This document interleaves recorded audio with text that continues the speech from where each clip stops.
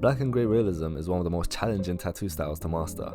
Unlike traditional tattooing where bold outlines and solid colour blocks do most of the work, realism relies on soft shading, precise contrast and an understanding of how light interacts with skin.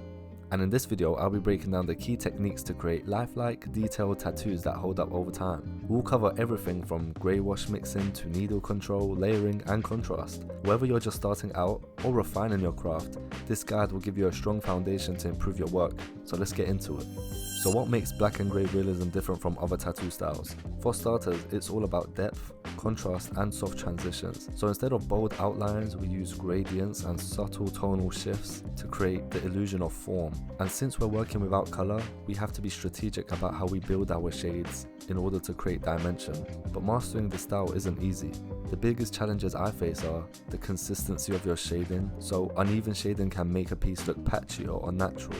And also overworking the skin, too many passes can cause scarring or ink blowouts, which we don't want. And also understanding your reference images. You need to break down how light and shadow behave in photography and apply that knowledge to tattooing. Let's move on to the grey wash, which is everything in realism tattooing. If your dilution isn't right, your gradients won't be smooth and your tattoo may heal unevenly. And because I'm new to tattooing, trust me, I've felt all the side effects of this. Most artists use a 5-tone grey wash system, which consists of pure black, dark grey, mid grey, light grey and then extra light grey. So the pure black will be used for deep shadows and the darkest areas of your tattoo. So you could instantly see these areas when you're looking at your reference image. So just to use percentages here, dark grey would be about 75%, mid grey will be about a 50-50 mix with water and ink, light grey will be about 25% and extra light grey will be about 10% for those soft fades. To avoid patchy shading, always test your grey wash on fake skin or paper before tattooing. Also remember, smooth blending doesn't just come from the dilution, it also depends on layering and needle control. That brings me to my next topic, which is choosing the right needles and techniques. Your choice of needle can make or break a realism tattoo. The wrong configuration will either make your shading too harsh or too soft. Here is what I use for different effects. Magnum shaders, which could be curved or soft edge, are best for the smooth blending and large gradients. Round shaders are great for detailing and adding soft textures like wrinkles to the skin. Now let's talk about shading techniques. These are the 3 main movements I use. Whip shading, a flicking motion to create soft transitions. Circular movements helps to create an even blend without hard edges. And I find that it's the best to pack ink into the skin. Layering in passes. Instead of trying to pack in all your shading at once, you build it up gradually. And also one of the most important factors, which I struggle with because I've only been tattooing for about 6 months, which is needle depth. If you're too shallow, the ink will fade too fast, and if you're too deep, it will cause blowouts. And I made a video a couple months ago, which I'll link in the description of this one, where I used different images to best portray this, where I show the epidermis and dermis layers of the skin. Also, skin stretching is very important. If the skin isn't stretched properly with your left hand, the ink won't settle evenly. This will lead to blotchy results.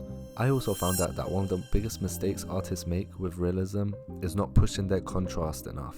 If your tattoo is all mid-tones, it's going to look flat and washed out. And the key to creating depth and avoiding this problem is solid black areas, which will establish the deepest shadows, your gradual grey wash layers building up your shading instead of applying it all at once, and also skin breaks, which acts as natural highlights to give the tattoo more life. Think of your shading like painting. Your first pass is a light wash and you darken it gradually instead of rushing, because rushing this step can lead to muddy shading or an unbalanced tattoo overall.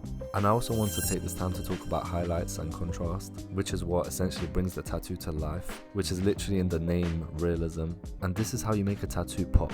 You need to use solid blacks for deep contrast, which will help separate different elements in your design, which may not seem like a problem while you're tattooing.